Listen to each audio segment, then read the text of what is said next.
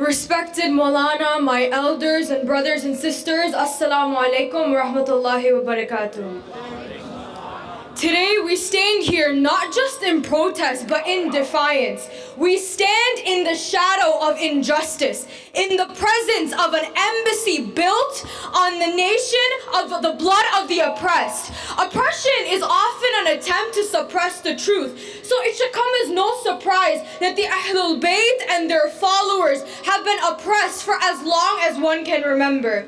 Today, as we remember Baqee, we also have to reflect, why is it that Shias make up around 10% of the total Muslim population, yet we're more oppressed than the 90% combined? History bears witness that we have been suppressed and oppressed since the time of the Prophet, and it continues until today. Jannatul Baqi is not just an ordinary graveyard. It is not a collection of dust and stones. It is the resting place of the most righteous, the most honored, the most beloved of Allah's creation. It is the sanctuary of the family of Rasulullah, of our imams, of the martyrs and companions. Today marks 102 years since the demolition of Jannatul Baqi took place. Why is it that this protest is forced to become an annual event? Why hasn't the right of the Prophet's daughter, along with the rest of the members of his family, been given back to them? It's because truth is dangerous to those who rule through falsehood. Through truth is threatening to those who build empires on lies. Baqi is more than a graveyard. It is our past, our identity, our heritage. And heritage should be protected solely because it's a part of our identity. Baqi is a piece of us, a piece of our identity that the Kingdom of Saudi Arabia has openly disrespected and disregarded and gotten away with for a century. We are here to remind the world that we have not forgotten. We will not be silenced. We will not be erased. We will not allow history to be rewritten by those whose hands are stained with the blood of our scholars, our leaders, our brothers and sisters. If a protest were to be held on each day of the calendar year, we would run out of time before all aspects of Muslim and Shia persecution by the Kingdom of Saudi Arabia were brought to light. Rebuild Al-Baqi! Al-Baqi, Al-Baqi! Rebuild Al-Baqi! Al-Baqi, Al-Baqi! Rebuild Al-Baqi! So I ask you today, who is responsible? Who waged war on our history? Who took the sanctity of Baqi and disrespected the Prophet?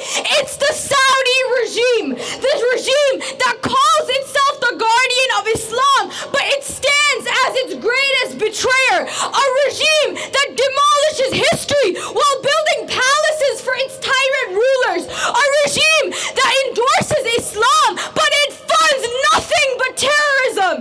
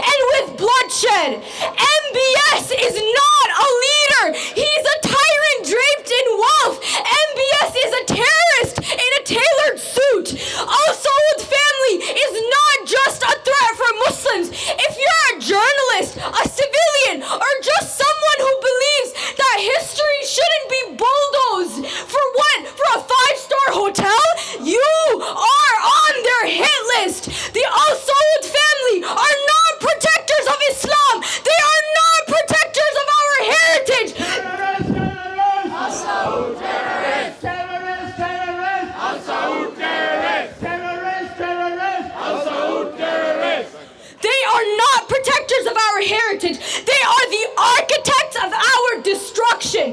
This is the same government that executes its own citizens for speaking out. The government that jails scholars, tortures activists, and beheads protesters. This is the same government that funds extremism across the world, fueling the very ideology that gives birth to terrorists while claiming to fight terrorists themselves.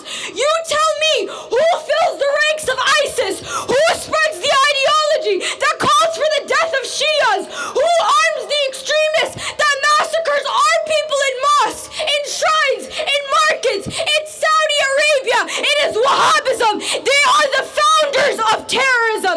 So today, we are here to tell them that you can try to erase our heritage, but you can't erase our dedication. You can try to destroy the domes, but you cannot destroy our faith. You can deny us entry, but we will stand at the gates of Baqee until those gates are open for all of us. Al-Baqi, Al-Baqi. Rebel Al-Baqi. Al-Baqi, Al-Baqi. Rebel Al-Baqi. Al-Baqi, Al-Baqi. Rebel Al-Baqi. The irony is that the Saudi regime, right, it portrays itself as the guardian of the Holy Lands. But let me ask you, what has it truly guarded? It has only guarded their own power, their own wealth, their own regime, while bulldozing the heritage of their prophet themselves. I have been to Medina. I have seen it with my own eyes. MashaAllah, I have stood at the glittering Masjid al-Nabawi. It's so bright, so radiant, MashaAllah. But then we turn a few feet away. We see Baqee in eerie darkness. It's an emptiness that weighs in on our chest when women aren't even allowed to take a single step closer. This is one oppression that is particularly shameful, one that can't be ignored. The Saudi regime not only denies us access to Baqee, but they deny women their right to stand before the graves of their very own imams. The Saudi regime has ensured that half of this ummah, the women of our faith, are denied their right to mourn, to pray, and to pay their respects. They say we can't enter Baqee. They say we don't belong there. This isn't about crowd control. This is not about protection. This is about subjugation. This is a regime that fears the power of women standing in the face of oppression, just as they feared Lady Zaina bin Kufa, just as they feared Lady Fatima standing in the court of the usurpers of Medina. Saudi will let murderers, they will let war criminals, and they will let oppressors walk freely in their lands, but they won't let a woman stand in Baqee? Terrorist, terrorist. Al-Saud terrorist. Terrorist, terrorist. Al-Saud terrorist. Terrorist, terrorist. Al-Saud terrorist. We will not stop demanding our right. We will enter Baqee as women. If not today, then tomorrow. If not us, then our daughters. If not this generation, then the next. But one day, the women of this Muslim ummah will walk through the gates of a rebuilt Baqee. We will be unafraid. We will be unrestricted. We will be undeniable. And on that day, the cry of the oppressed will become the downfall of the oppressors. So today we come together to demand accountability. We demand justice. We will not allow this pathetic kingdom to disrespect our Ahlul Bayt any longer, because today it is Baqee, but tomorrow it can be any sacred site. Today they attempt to destroy history, but tomorrow they will attempt to rewrite it. Today they erase graves, but tomorrow they will attempt to destroy the truth. So to those who are sitting in this embassy, we ask them, where is your voice? Where is your spine? You speak of justice in empty speeches. You speak of human rights in empty speeches.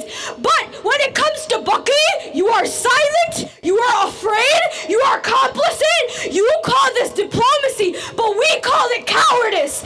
Every single person sitting inside, hiding behind those walls, pretending like nothing is happening over here, is nothing but a doormat of terrorism. So we tell the Saudis that you can hide behind the walls if you want to. You can